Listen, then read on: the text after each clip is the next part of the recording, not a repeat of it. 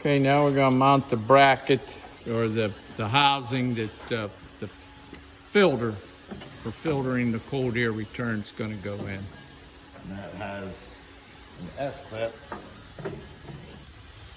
What kind of fit? An S-clip that's going to, this is going to slip over this lip. So all the way around there's a lip that's going to slide over this. Okay, you might have to open that up a little bit. It looked like it was tight. Once you get it started, Goes on. Yeah, goes on pretty good.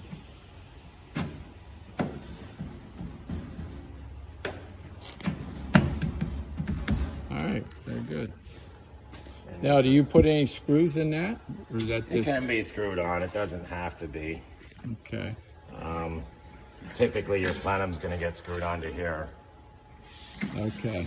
And then you would use a high heat tape over whatever side's against the wall to seal off the filter. Okay, now you need to flip that fan the other way around, that filter the other way around, and then I'll take a picture of it.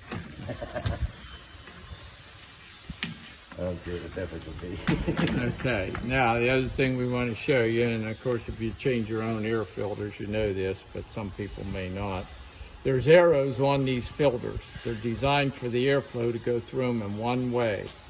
And a little hard to see these arrows, but the airflow on this is from the top down through.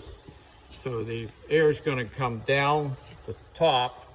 Air is going to come down here, go through the filter, and in. So the arrow has to be pointed the same way on your air filter.